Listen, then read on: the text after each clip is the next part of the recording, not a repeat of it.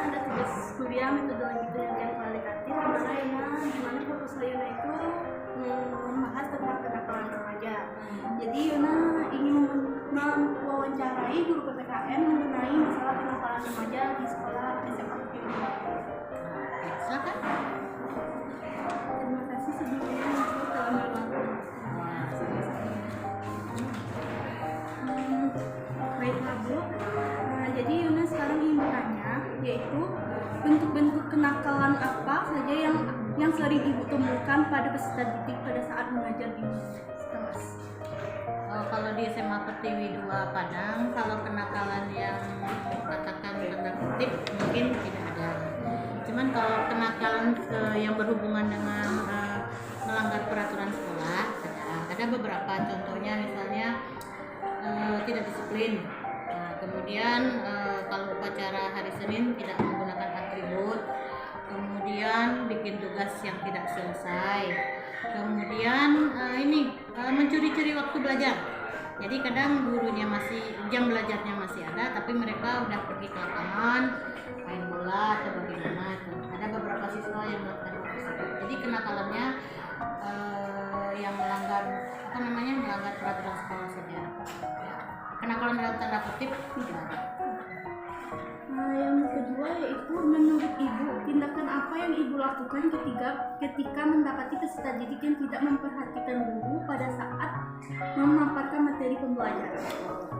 Biasanya kalau yang Ibu boleh lakukan, yang pertama ngasih kode dengan gerakan mata, membesarkan bola mata atau bagaimana, atau dengan tangan seperti itu ya.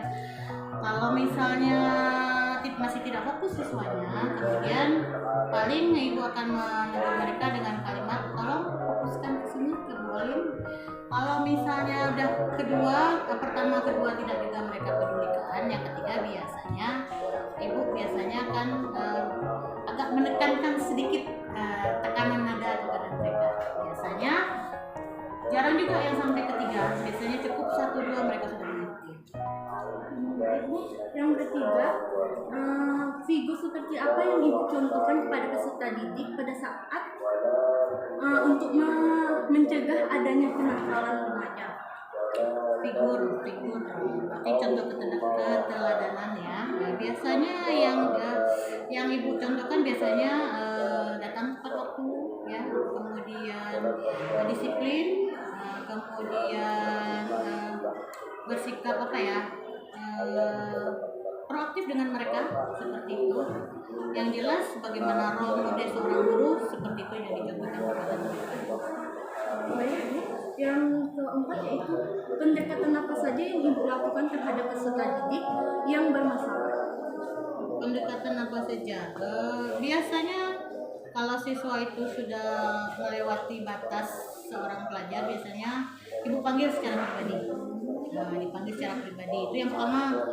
Kalau misalnya sudah dipanggil tapi tidak ada atensi, biasanya dipanggil ke BK lagi. Kalau tidak juga atensi itu dijalankan, baru panggil orang. Tapi biasanya siswa di sekolah SMA 2 kalau yang dengan bolim biasanya cukup dipanggil saja siswanya, sudah selesai biasanya. Baik, yang kelima yaitu upaya apakah yang dilakukan guru PPKN untuk mencegah adanya kenakalan remaja? Upaya yang pertama tentu melalui tindakan preventif ya, artinya memberikan sosialisasi bahwa melakukan ini dianggap melanggar, ini yang harus dilakukan oleh guru remaja, seperti itu saja. Kalau tidak juga berarti nanti ada represif. Represifnya biasanya paling kalau tidak bikin PR dijemur di lapangan, cuman sekadar pembelajaran saja, tidak sampai 5 hari kemudian selesai. Yang berikutnya yaitu berdasarkan pengalaman, bagaimana pergaulan peserta didik di sini? Apakah ada sistem seperti senioritas atau pengelompokan terhadap remaja? Rasa Ibu kalau senioritas nggak ada di sini.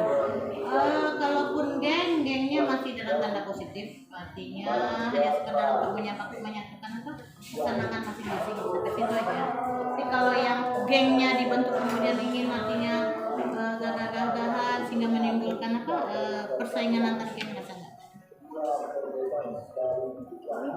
Yang kedua yaitu kenakalan apa yang sering terjadi? Kenakalan yang sering terjadi, kalau sering berarti kan frekuensinya cukup banyak ya. Kalau cukup banyak rasanya nggak ada, satu dua tak ada, tapi yang berkurang-kurang jarang. Yang ketiga itu, menurut Ibu faktor apakah yang menyebabkan terjadinya kenakalan remaja? Penyebabnya yang pertama orang tua. Nah, biasanya siswa yang nakal ini biasanya sangat jauh dari dari perhatian orang tua. Itu yang pertama. Yang kedua biasanya kalau faktor ekonomi jarang ya. Yang kedua rasanya itu tadi ya, yang pertama tadi orang tua tadi ya, kurang perhatian dari orang tua. Yang keempat, apakah ada sanksi yang diberikan kepada peserta didik yang melakukan pelanggaran tersebut? Sanksi seperti apa? Ada. Kalau sudah keterlaluan, biasanya skorsing antara 1 sampai 7 hari. Tapi ini udah jarang ya, karena siswanya jarang ya terlibat seperti itu ya. Paling lama skorsingnya 3 hari. Paling lama 3 hari. Kalau dibanding dulu zaman Yona dulu kan sering tuh 7 hari jeda, kasih lagi 7 hari, akhirnya dipulangkan ke orang tua. Tapi rasanya sudah 2 tahun 3 tahun belakang ini jarang begitu. Kalau sanksi yang ringan misalnya kayak dia melanggar peraturan sekolah itu seperti apa?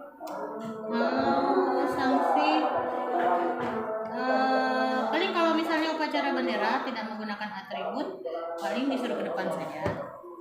Ya, tetap upacara tapi bikin barisan tersendiri. Cuman sampai segitu saja.